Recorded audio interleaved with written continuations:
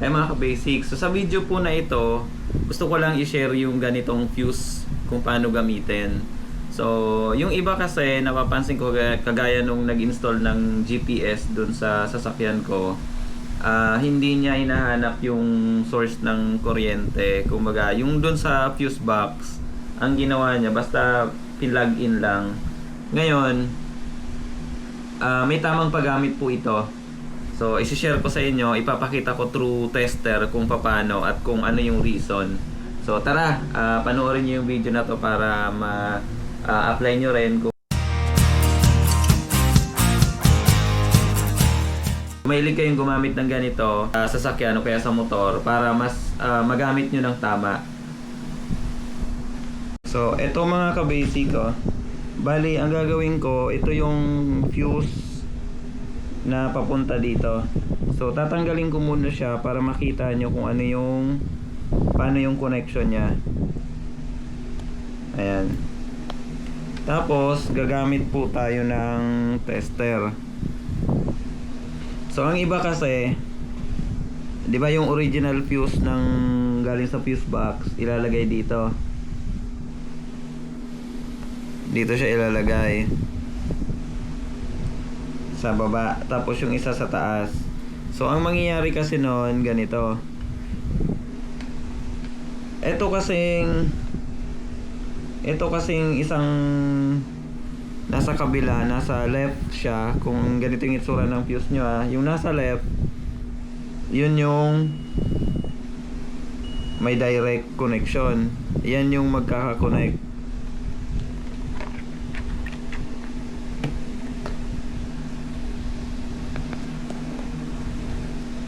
So ito yung sa tester para makita nyo.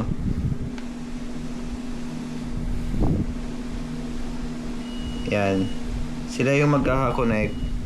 Tapos ito naman yung sa right side nya, ito.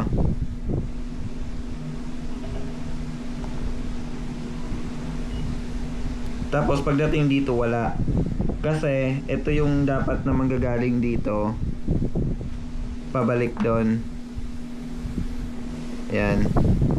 So ang mangyayari kasi noon, kapag mali yung connection nyo, mali yung kabit nyo doon sa fuse box nyo, ang mangyayari, yung kuryente na dapat kasi ang source dito. Ayan. Hahanapin mo dapat doon sa fuse box mo kung saan nanggagaling yung kuryente, yung source. Kasi yung isa, papunta na lang yun kapag galing na sa fuse. Kumaga ito yung galing sa main, ito yung galing na sa fuse. Kasi dumaan na siya dito, di ba?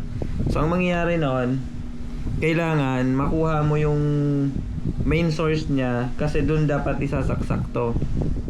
Hindi pa baliktad. Kasi kung ang main source ay dito, tapos nandito yung fuse, ang mangyayari, yung ilalagay mong fuse dito, dadaan pa sa unang fuse. Kasi yung source, tapos babalik doon para magkaroon ng short to, kailangan may fuse bago siya pumunta dito para magamit mo naman yung fuse na sa paggagamitan mo na kung ano man yung ilalagay mo dito. Kunyari busina, o kaya ang ilalagay mo dito ay fog light, or kung ano man yung ilalagay mo dito sa connection na to. So usually fog light, pagpalagay natin fog light. So dapat ang source ng kuryente, yung may kuryente doon sa fuse box mo ay nandito dito banda. Hindi dito. Kasi pag nandito, ang mangyayari, ang magso-shoulder ng lahat ng load ay yung unang fuse. So maaaring mag-blown out to, kaya sa kanya lahat ng bigat, kumbaga kung ilang ampere yung ilalagay mo dito, dadaan pa yun sa kanya. Kaya dapat, ito yung may source, iti-tester mo yun dun sa fuse box mo para dun sa dagdag accessory mo, kagaya nito. Kunyari ito, lalagay ko dito kasi fog light So, itong 10 amps na to, ito, dito yung main source dapat. So yung fuse na to para lang dun sa sa fog light, sa switch. Tapos ito naman, yung fuse niya para lang dun sa dati niya, sa original, kung sa park light kunyari. So hindi mabibigatan yung fuse na nandito kasi hindi niya dadalhin tong fuse na to. Kasi ang mangyayari, kapag dito yung source, dadaan siya sa fuse bago pumasok sa fuse na to. Ayan, mga ka-basics, bali para malaman nyo kung saan yung may source ng 12 volts dito sa mga fuse na to. Kasi 'di ba meron tayong may taas, may baba. So ito yung taas, ito yung baba. Hindi mo alam dyan ngayon kung alin yung may 12 volts. Kasi yung isa dyan papunta sa accessory, yung isa papunta dun sa yung isa galing dun sa 12 volts. So ngayon aalamin natin, ituturo ko sa inyo kung paano nyo malalaman kung saan yung papunta dun sa accessory at kung saan yung source ng 12 volts. So ngayon ang negative ng tester natin, gagamit lang kayo ng tester o kaya yung kahit yung may ilaw.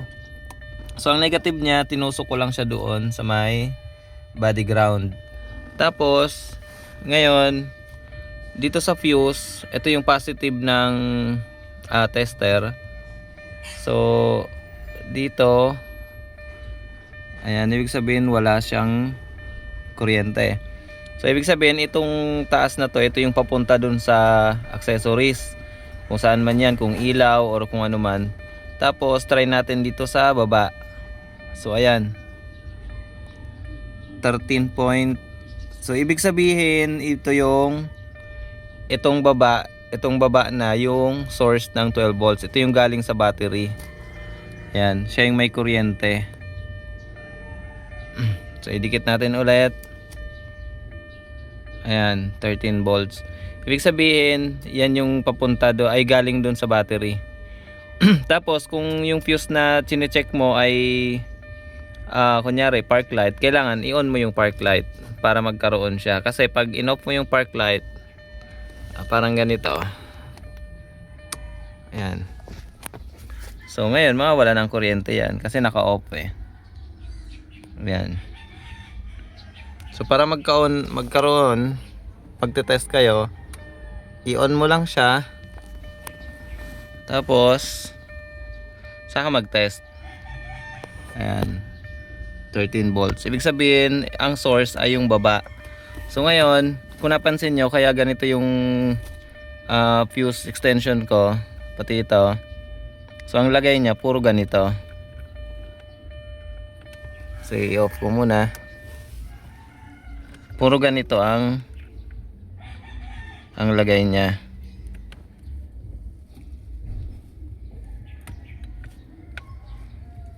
So di ko pa nadiin. Ganito lahat kasi ang kailangan kasi yung source 12 volts nandito. Yung pinaka source para dumaan lahat sa fuse. Ayan. So dito dapat ang source natin. So kaya ang itsura niya ganyan lahat.